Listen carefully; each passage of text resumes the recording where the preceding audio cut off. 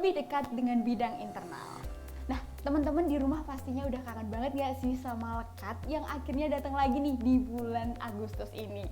Nah, sebelumnya kenalin dulu, aku Vinda, staf muda Biro Media Data dan Informasi Divisi Informasi. Nah, di Lekat episode 4 ini kita kedatangan kakak-kakak dari bidang internal. Halo kabar Kak Juve, Kak Lulu, gimana nih kabarnya? Halo, baik. Baik. Iya baik. Enggak ditanya Gimana dulu, kabarnya? Oke. Puji Tuhan baik. Oke, mungkin biar lebih cepat aja, kita langsung aja nih ke pertanyaan-pertanyaan atau game yang akan kita mainin hari ini.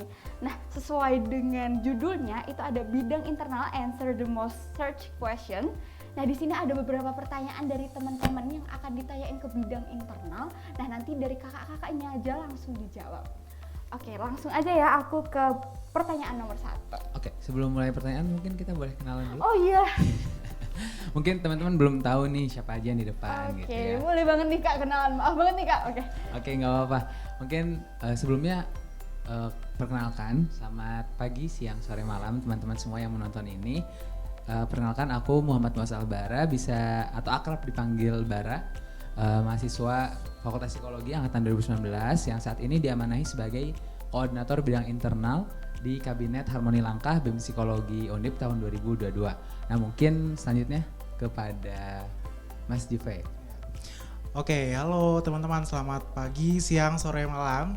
Kenalin, aku Juve Rio Pangestu, biasa dipanggil Juve, dari angkatan 2019. Saat ini diamanahi sebagai Kepala Bidang Kesma atau Kesejahteraan Mahasiswa. Oke, perkenalkan teman-teman semua, nama aku Lulu Alia, biasa disapa Lulu. Di sini selaku Kepala Bidang Karir dan Profesi dari Psikologi Angkatan 2019. Oke, mungkin sebelumnya ada satu lagi sebetulnya dari bidang internal itu ada Kepala Bidang KPSDM yang saat ini berhalangan untuk hadir. Itu namanya Kak Fania Almasepia Adisti, bisa akrab dipanggil Kak Fania yang ya sekarang sedang ada keperluan gitu ya. Oke, berarti langsung aja nih ke game yang akan kita mainin hari ini sesuai dengan judulnya yaitu bidang internal answer the most search question. Di sini ada beberapa pertanyaan dari teman-teman yang akan ditanyain ke kakak-kakak dari bidang internal. Mungkin dari kakak-kakak nanti langsung aja ngejawab pertanyaan-pertanyaan. Oke, aku bakal mulai dari pertanyaan pertama. Apa sih itu bidang internal? Hal apa saja yang masih dalam lingkup bidang internal? Oke, mungkin di sini aku izin jawab ya teman-teman. Untuk bidang internal sendiri, mudahnya bidang internal, intern ya, di dalam gitu. Jadi bidang internal ini adalah bidang yang mana di dalamnya sektor internal ini adalah sektor yang dimana bidang-bidang di dalamnya ini fokus kepada hal-hal yang berkaitan dengan fakultas, dengan pelayanan mahasiswa ke dalamnya gitu. Ke dalamnya seperti misalnya pelayanan, terus pengadaan dan juga pembimbingan gitu ya kepada mahasiswa, juga menjadi penghubung antara misalnya birokrasi juga dengan mahasiswa. Nah, kita sebagai penghubungnya nih, berbeda dengan mungkin sektor eksternal ya. Namanya eksternal berarti berhubungannya keluar. Terus ada sektor lainnya PPM, pengembangan potensi mahasiswa yang mungkin akan dibahas di lekat berikutnya ya. Jadi mudahnya internal ini adalah sektor yang fokus ke dalam hal-hal yang berkaitan dengan di dalamnya di dalam pelayanan mahasiswa seperti itu. Oke, berarti bidang internal ini sektor yang fokusnya lebih ke bagian internalnya atau bagian dalamnya dari pelayanan mahasiswa itu Betul. sendiri. Oke, berarti langsung lanjut aja nih Kak. Boleh, nggak apa-apa. Pertanyaan nomor 2. Apa sih itu bidang KPSDM, bidang Kapro, dan bidang Kesma? Berhubung nih bidang internal itu kan menaungi 3 bidang nih. Nah, 3 bidang diantaranya ada bidang KPSDM, Kapro, dan Kesma. Oke, mungkin yang pertama dari KPSDM ya, karena tadi kabitnya berhalangan hadir, mungkin di sini aku izin menggantikan. KPSDM sendiri merupakan singkatan dari bidang keorganisasian dan pengembangan sumber daya mahasiswa. Nah, di KPSDM ini adalah bidang yang di sini kita memberikan wadah untuk mahasiswa gitu ya, gimana mereka bisa untuk berkembang. Juga kita fokus kepada kaderisasi tingkat akhir, tingkat awal, juga tingkat menengah gitu. Jadi dari maba gitu, dari mahasiswa yang sudah tahun tengah dan bahkan mahasiswa yang tingkat akhir juga kita menyediakan gitu sebagaimana wadah-wadah untuk kaderisasi dan mereka mengembangkan potensi gitu ya. Mungkin sekian kalau dari KPSDM, dilanjutkan ke bidang lainnya. Oke, nextnya bidang kapro atau bidang karir dan profesi. Nah, sesuai namanya, bidang karir dan profesi yang ada di internal ini ya berarti kita memberikan layanan kepada mahasiswa, tadi sesuai sama yang dibilang Bara, kepada mahasiswa psikologi gitu ya, karena salah satu bidang internal khususnya di ranah karir dan profesi gitu. Jadi kita memberikan pelayanan kepada mahasiswa psikologi itu ya berupa pendampingan magang, terus juga kita kasih tahu, kita berusaha memberikan lewat proker-proker ini pengetahuan tentang karir-karir untuk lulusan psikologi dan profesi-profesi untuk lulusan psikologi, seperti itu. Ya, untuk yang terakhir itu bidang KESMA atau bisa disebut sebagai bidang kesejahteraan mahasiswa. Jadi kalau bidang kesejahteraan mahasiswa ini fungsinya tuh atau biasanya tuh sebagai pelayanan ya, sebagai penghubung antara dekanat dengan mahasiswa. Nah, fokusnya tuh ke ranah akademik, terus juga pengawalan isu, dan kami juga mewadahi mahasiswa tingkat akhir, misalkan kayak untuk TOEFL dan lain sebagainya. Seperti itu sih, dan juga beasiswa. Nah, Oke, berarti aku izin untuk ngulangin nih. Untuk menyimpulkan, tadi dari KPSDM itu adalah bidang yang fokusnya lebih ke pengembangan sumber daya manusia atau SDM.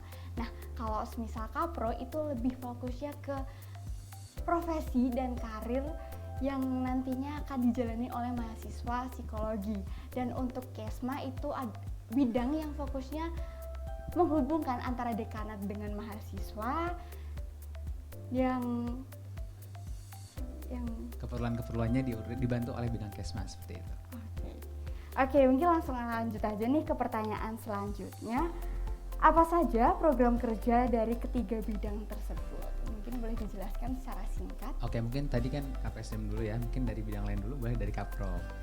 Oke, kalau dari bidang kapro, karir dan profesi, yang pertama kita itu ada yang namanya information IIC, pokoknya tentang magang gitu ya, Internship Information Center. Nah, jadi kita tuh berusaha mendampingi mahasiswa secara administrasi untuk magang.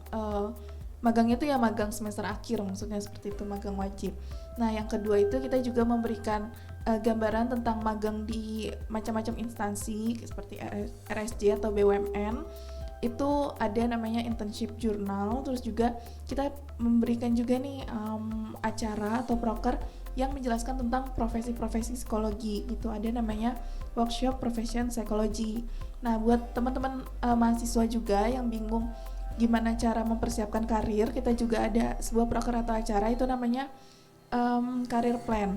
Nah, selanjutnya kita juga memberikan informasi juga nih tentang lowongan-lowongan pekerjaan, kesempatan berkarir untuk mahasiswa atau lulusan fresh graduate mahasiswa psikologi. Ada namanya job fair, seperti itu. Mungkin gitu aja kalau dari Kapro. Ya, selanjutnya boleh ke KESMA ya. Oke. ya, untuk KESMA sendiri itu ada beberapa proker nih. Salah satunya aku mungkin sebutkan yang terhektik dulu kali ya. Ada 3 nih biasanya. Nah, itu AIC, SIC sama UKT. Nah, kalau AIC itu kan akademik, segala hal tentang akademik, IRS dan lain sebagainya. Terus juga UKT. Nah, ini UKT tentang UKT itu ya, mulai dari mahasiswa baru sampai mahasiswa akhir. Itu diurusin di situ tentang UKT-nya. Terus habis itu SIC ini adalah scholarship. Jadi ada pendampingan, terus juga memberikan informasi tentang beasiswa juga di situ. Terus juga ada beasiswa Asa Trisula. Ini nanti juga membuat teman-teman yang membutuhkan, dan juga kita juga ada beasiswa alumni kerjasama dengan alumni KAPSI gitu ya. Dan juga ada proker juga namanya itu KCK Kotak Cinta Kawan. Jadi kalau misalkan ada teman-teman yang membutuhkan, terus juga kena musibah, biasanya dibantu lewat situ. Terus ada juga proker ODTT nanti akan jalan bulan September ini, TOEFL gitu ya. Ada juga proker Terkesima yang baru, ini kolaborasi dengan Basi Senat untuk pengawalan isu. Ada juga proker Suara Awardee untuk profil-profil awardee dari mahasiswa sendiri seperti apa. Dan ada juga pengelolaan MBKM, terus juga Cyber yang udah jalan tentang seminar beasiswa seperti itu, dan juga ada expo beasiswa gitu. Oke, Oke, mungkin selanjutnya dari bidang KPSDM ya. Di bidang KPSDM sendiri untuk program kerjanya itu terdapat 8 program kerja. Yang pertama itu ada PKKMP Pendikar. Ini biasa diikuti oleh mahasiswa baru ya. Kemudian akan ada kakak asuh juga, itu proses program pendampingan. Kemudian ada LKM-MPD, begitu. Kemudian ada LT atau leadership training, nanti akan diikuti di pertengahan gitu. Kemudian ada juga LKMMD. Kemudian ada juga SP3 itu program untuk teman-teman yang mau gitu melanjutkan ke tingkat yang lebih lanjut gitu ya. Kemudian ada program expert class, atau ini menjadi program baru juga yang nanti akan lebih dilanjutkan. Dan yang terakhir itu ada lokal karya kaderisasi gitu ya. Mungkin sekian. Oke, berarti banyak juga ya proker-proker dari bidang-bidang internal ini. Mungkin aku bisa sebutin salah duanya nih dari bidang kapro. Mungkin ada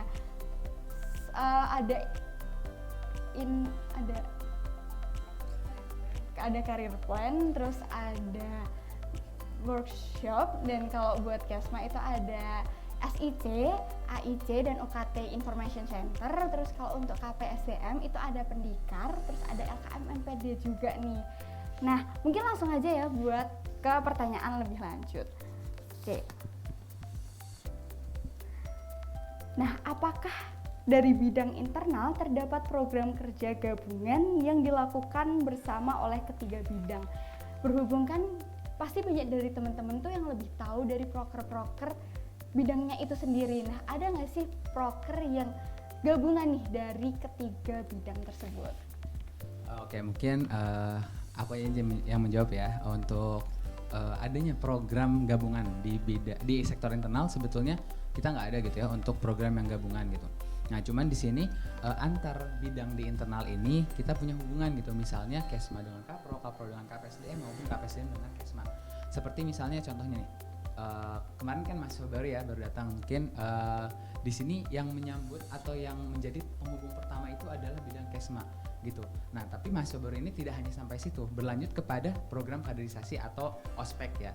Nah, ospek ini bukan oleh Kesma, tapi dibantu dengan KPSDM. Nah, tapi di sini hubungan Kesma yang telah membuat sebagai gerbang awal nanti akan dibantu oleh bidang KPSDM. Begitupun dengan Kapro, yang bidang Kapro kan berkaitan juga ya dengan mahasiswa tingkat akhir, yang terkadang mahasiswa tingkat akhir ini memiliki atau bertanya kepada bidang Kesma. Nanti akan disampaikan oleh bidang Kesma untuk diarahkan kepada bidang Kapro. Jadi di sini tidak ada program yang bergabung atau program gabungan, tapi kita lebih kepada hubungan antar satu bidang dengan yang bidang lainnya itu memiliki keterkaitan seperti itu.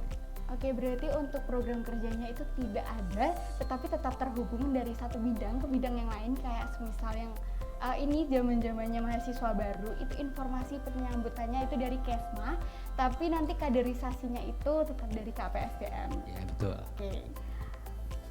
Oke, pertanyaan selanjutnya, apakah terdapat hal-hal yang diperbarui bidang internal dalam Kabinet Harmoni Langkah ini?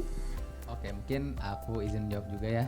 Kalau pembaruan pasti ada ya di setiap periode pasti ada pembaruan. Mungkin satu hal yang paling utama di bidang atau di Kabinet Harmoni Langkah ini adalah di sektor internal terdapat bidang baru, bidang tambahan atau bidang karya dan profesi. Yang dimana bidang ini merupakan kalau dulu hal-hal yang ada di Kapro ini ada di Kesma gitu. Nah, sekarang Irfan dan Raffi memiliki ide gitu untuk menginisiasikan adanya perubahan atau pemecahan bidang seperti itu.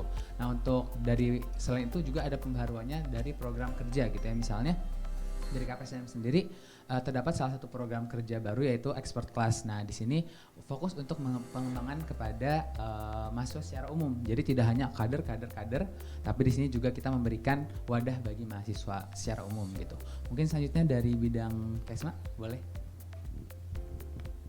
Ya, kalau dari bidang Kesma sendiri itu yang terbaru ya. Nah, itu ada Terkesima. Tadi aku udah sempat singgung ya, Terkesima sendiri itu program kolaborasi pengolahan isu dengan basis Senat, dan nanti juga yang part 2 itu akan mengkolaborasikan dengan Kapro juga tentang magang. Nah, selain itu juga tadi ada Kedapsi itu database semuanya itu ada di situ, dan nanti ada produk namanya buku Kesma. Itu peninggalan Kesma tahun ini nanti. Selain itu juga ada terakhir Suara Awardi, tadi aku bilang itu sebagai motivasi teman-teman biar bisa mendaftar dan biar bisa mencontoh para awardi dari mahasiswanya masing-masing gitu. Selanjutnya bidang kapro. Oke. Oke, mungkin tadi sudah di-highlight juga sama Mbak Ra ya, bidang karir dan profesi ini baru banget tahun 2022 di Kabinet Harmoni Langkah hadir gitu di tengah-tengah mahasiswa psikologi. Karena adanya bidang baru pasti nggak lepas juga dari adanya proker-proker baru gitu. Hampir semua proker di Kapro itu adalah proker baru. Tahun ini baru ada seperti itu. Mungkin sisanya adalah proker-proker adaptasi dari bidang Kesma. Nah mungkin seperti itu aja sih kalau misalnya dari bidang Kapro. Oke, berarti yang baru itu lebih ke ada bidang baru nih di Kabinet Harmoni Langkah ini, yaitu bidang karir dan profesi. Nah pastinya kalau ada bidang baru pasti ada proker baru juga. Nah kalau untuk Kesma itu ada tiga proker baru, yaitu Suara Wordy, Terkesima, dan ada juga Kedapsi. Oke, mungkin itu. Lanjut aja nih ke pertanyaan selanjutnya. Apakah terdapat kendala dalam menghandle bidang internal, dan bagaimana nih cara kakak-kakak untuk mengatasi kendala itu? Oke, kalau disebut kendala pasti ada ya. Untuk kendalanya siapa yang mau jawab duluan? Dari KPSDM dulu. Oke, mungkin kalau dari KPSDM aku mewakili hal-hal atau kendala apa sih yang menjadi ada gitu atau yang kita hadapi. Mungkin sama seperti pada umumnya kendala kita mahasiswa kita BEM atau bidang yang fokus pada pelayanan, yaitu di mana terkadang kita juga diserang atau bukan diserang lah, bahasanya diberikan berbagai macam pertanyaan yang terkadang itu banyak orang-orang yang ingin cepat gitu, padahal kita juga memiliki proses. Kalau dari KPSM sendiri biasanya mahasiswa baru gitu ya, kita kan juga melayani mahasiswa baru, tapi terkadang ada beberapa hal yang itu tidak cepat untuk kita bisa menjawabnya gitu. Kemudian kalau dari bidang lain boleh langsung. Ya, kalau dari Kesma sendiri memang kendalanya itu sendiri tuh ada mungkin beberapa miskom ya, mungkin dengan pihak birokrasi kayak gitu kan. Mahasiswa minta cepat gitu kan dengan berbagai macam karakter, tapi mungkin ya ada beberapa info mungkin yang sulit gitu kan, dan kadang juga miskom seperti itu sih. Mungkin kalau dari Kapro?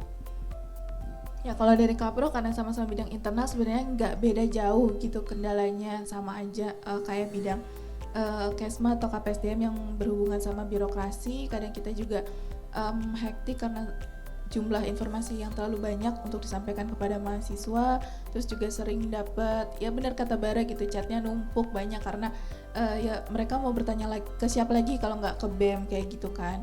Jadi kita juga menyalurkan, dapat informasi, kadang informasinya simpang siur atau kurang tepat, terus kita sampaikan tapi masih banyak yang nanya juga. Jadi ya itu sih yang kendala dan selalu berkendala seperti itu. Jadi mau nggak mau karena kita pelayanan, kita melayani ya itu menjadi konsekuensi kita gitu. Jadi nggak apa-apa sebetulnya kalau mau nanya nggak apa-apa karena itu emang tugas kita gitu loh.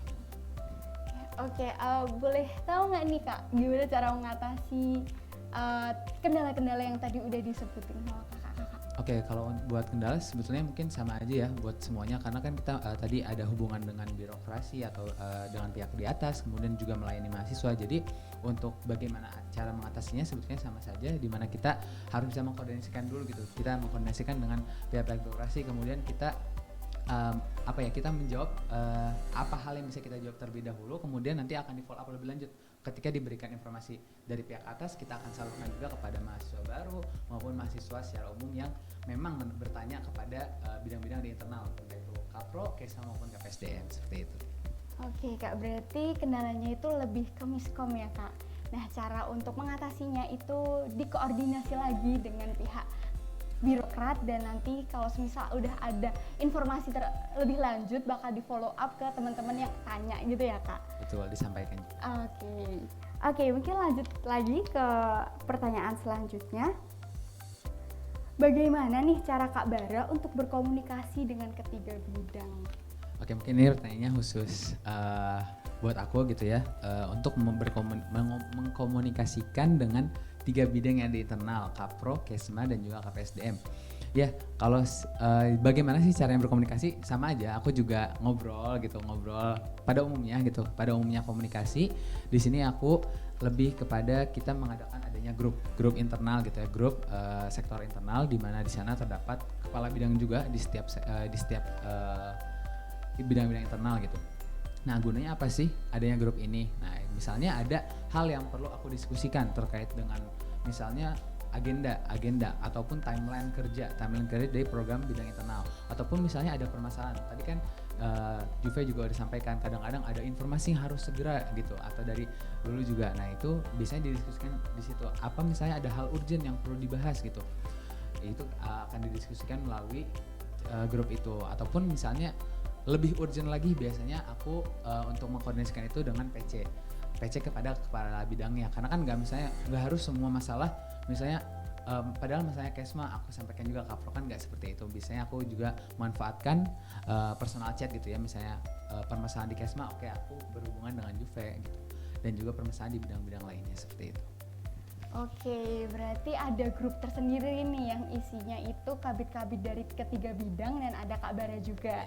Nah, kalau untuk lebih urgentnya itu pasti Kak Bara akan PC dari kabit-kabit dari ketiga bidang itu. Apalagi kalau permasalahan per bidang gitu ya Kak. Betul. Oke, mungkin langsung aja ke pertanyaan yang selanjutnya. Nah, gimana nih cara kakak-kakak untuk mengatur waktu? Kan ini berhubungan mahasiswa baru masuk nih. Nah ini kan pasti kakak-kakak dari bidang internal ini lagi hektik. Gimana nih cara buat ngatur waktunya? Oke, mungkin aku jawab yang pertama. Cara mengatur waktu buat aku sendiri, kalau misalnya soal ngatur waktu itu setiap hari masih belajar ya, karena kadang hari ini benar ngatur waktunya, kadang besok salah ngatur waktunya gitu. Tapi yang pasti yang aku pelajari adalah setiap hari itu jangan pernah nunda-nunda gitu. To-do list itu pasti kalau udah dibuat to-do listnya jangan ditunda-tunda, karena yang pasti banget kalau ditunda-tunda itu bakalan makin berantakan atau makin numpuk atau bahkan makin chaos juga gitu urusan-urusannya. Mungkin itu aja sih kalau dari aku. Ya, kalau dari bidang Kesma sendiri dan aku pribadi gitu ya, cara membagi waktunya gimana sih? Biasanya ketika aku sudah hektik gitu ya, kan nggak bisa dipegang kabit semua nih gitu kan. Ada yang namanya pendelegasian tugas. Nah di situ ada fungsi staf ahli nih. Staf ahli ini kan kayak udah paham bidang kita gitu kan gimana. Nah itu yang akan membantu kita untuk membimbing adik-adiknya nih, staf mudanya di situ. Itu sih. Oke, kalau dari aku sendiri, buat aku pribadi untuk mengatur waktu itu aku memperhatikan mood gitu ya. Jadi gimana teman-teman bisa mengatur waktu, kadang kita juga perlu gitu ya, perlu untuk memperhatikan kondisi kita. Nah itu dengan kondisi kita yang kita perhatikan bisa berhubungan juga dengan waktu gitu. Terus juga teman-teman bisa manfaatkan misalnya to-do list atau sekedar menuliskan hal-hal apa sih yang bisa kita lakukan atau yang akan kita lakukan seperti itu. Oke, mungkin teman-teman di rumah bisa dicatat nih gimana cara mengatur waktu dari kakak-kakak dari bidang internal ini, kayak misal buat to-do list, dan kalau misal udah buat to-do list jangan ditunda-tunda, karena kalau udah ditunda-tunda itu pasti berantakan. Dan juga ada pendelegasian tugas seperti misal dari kabitnya ke staf ahlinya, seperti itu ya Kak. Ya, oke, mungkin langsung aja ke pertanyaan selanjutnya. Apa saja pembelajaran yang didapat oleh kakak-kakak setelah bergabung dengan bidang-bidang internal ini? Dari Juve mungkin ya. Ya kalau dari aku sendiri kan udah 3 tahun nih di Kesma gitu ya. Jadi kayak banyak hal yang aku dapatkan belajar di Kesma khususnya ya. Gimana caranya mungkin menghadapi berbagai karakter baik dari mahasiswa maupun dari pihak birokrat. Misalkan harus berhadapan dengan ibu A, B, C itu treatmentnya beda-beda gitu kan. Terus juga gimana caranya tuh untuk bisa fleksibel, adaptif dan tanggap gitu ya terhadap perubahan yang gak pasti gitu. Oke, mungkin dari aku ya. Kalau pembelajaran ya pasti dapat ya pembelajaran gitu.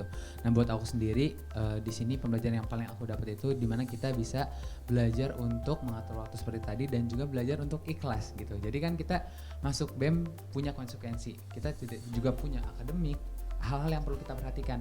Nah, dengan kita masuk BEM otomatis semakin banyak tugas yang harus kita kerjakan. Nah, di sini ya udah teman-teman harus belajar ikhlas gitu. Karena itu pilihan teman-teman, silakan untuk bertanggung jawab dengan pilihan tersebut gitu. Terus untuk mungkin berkaitan dengan KPSDM-nya kan, di KPSDM kita juga belajar kaderisasi ya, gimana kita bisa melatih, kita juga bisa untuk mengembangkan potensi yang kita punya seperti itu. Mungkin dilanjutkan oleh Lulu. Oke, terakhir mungkin dari aku sebagai kabit kapro atau karir dan profesi menyelam di bidang yang baru dan sempat bingung juga hal pembelajaran. Aku dulu belajar dari siapa gitu kan, karena nggak sebelumnya belum pernah ada kan bidang karir dan profesi gitu. Ya udah, kalau pembelajaran yang bisa aku dapetin sih ya pembelajarannya adalah belajar terus gitu tiap hari, karena ya itu tadi gitu, mungkin susah gitu aku nanya ke siapa dan tahu informasinya dari mana kayak gitu. Ya udah, pembelajaran juga setiap hari dan ngasih pembelajaran juga ke anak-anak aku gitu, karena mereka dapat informasinya ya mungkin terbatas gitu, terbatas dari aku aja atau dari Juve aja, karena beberapa program kan adaptasinya dari Kesma seperti itu. Oke, mungkin dari Kak Juve itu belajar banyak nih di Kesma gimana cara menghadapi dan mendalami berbagai karakter, yang pastinya karakter manusia kan itu banyak banget. Nah, terus kalau Kak Bara itu belajar buat ikhlas, karena itu pilihan kita jadi harus kita jalani. Kalau dari KPSDM itu lebih belajar untuk gimana sih cara melatih yang nantinya akan berguna juga nih buat kehidupan kedepannya. Nah, kalau dari Kak Lulu untuk bidang Kapro itu Kak Lulu belajar untuk terus belajar dan terus menikmati proses belajar itu sendiri. Oke. Pertanyaan selanjutnya, pertanyaan terakhir nih Kak. Oke. Apa pesan dan harapan dari kakak-kakak buat adik-adik yang tertarik untuk meneruskan jejak di bidang internal ini? Siapa duluan? Juve duluan, oke. Untuk pesannya mungkin buat nanti siapapun itu yang mau gabung jadi staf muda maupun jadi staf ahli, tahu dulu sih kalian tuh benar-benar minat di sini atau enggak gitu. Dan aku internal banget atau aku eksternal banget atau aku PPM banget gitu kan tahu sendiri nih. Terus habis itu untuk nanti buat teman-teman yang mungkin akan jadi the next kabit ataupun dari kita gitu kan, jagalah rumah yang memang udah baik gitu, dan kalian tahu rumah itu seperti apa, rawatlah ke depannya, apa yang belum baik di kita perbaikin ke depannya gitu sih. Oke, mungkin aku sekalian juga untuk yang nanti mau daftar jadi staf muda, mungkin next year gitu ya, staf muda atau staf ahli mau lanjut staf ahli atau staf ahli mau lanjut jadi kabit, saran aku kalian jangan takut gitu. Misalnya ngelihat internal yang kayaknya sibuk banget sih, KPSDM berat banget, apalagi Kesma, Kapro juga sama kayak gitu. Jangan takut untuk seperti itu ya, karena kita semua juga masih belajar sampai hari ini dan salah juga sampai hari ini, masih suka ngelakuin kesalahan gitu. Udah sih mungkin dari aku gitu aja. Oke, kalau dari aku mungkin buat pesan ya, teman-teman barangkali ada yang berminat untuk masuk di di bidang-bidang di internal, atau mungkin karena aku mewakili KPSDM, di KPSDM juga barangkali teman-teman ada yang ingin bergabung. Itu satu tadi sebetulnya berkaitan juga sih sama dua jawaban. Yang pertama itu kenali minat teman-teman gitu.